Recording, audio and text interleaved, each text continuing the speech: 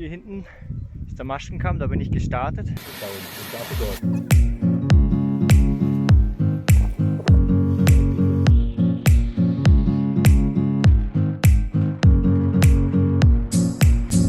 Konnte meine Höhe nicht halten, bin dann Richtung Flums abgeflogen, habe ich wieder Thermik gefunden, habe die Talseite gewechselt, bin bis da ganz geflogen.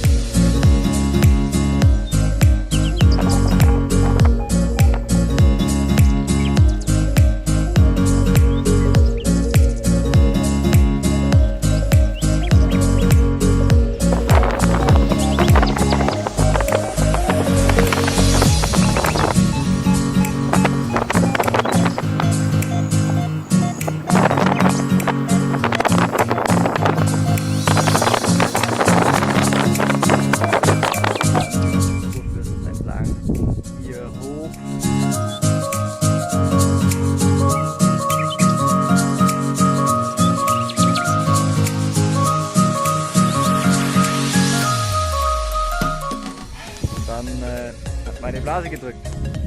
Das hier ist eigentlich ein Startplatz und ich habe es jetzt als Zwischenlandeplatz benutzt, um jetzt weiter zu fliegen. Da unten ist der Walensee und da steht mein Auto, da geht es jetzt hin zum Baden.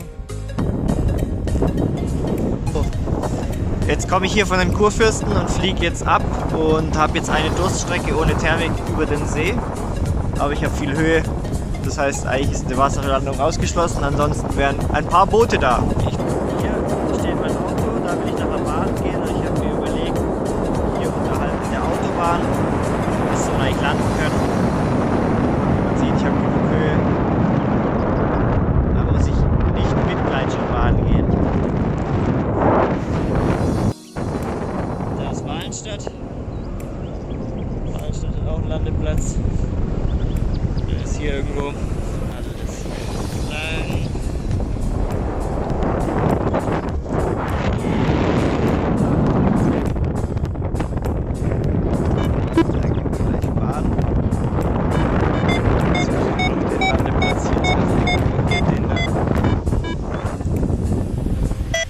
Und da komme ich gerade.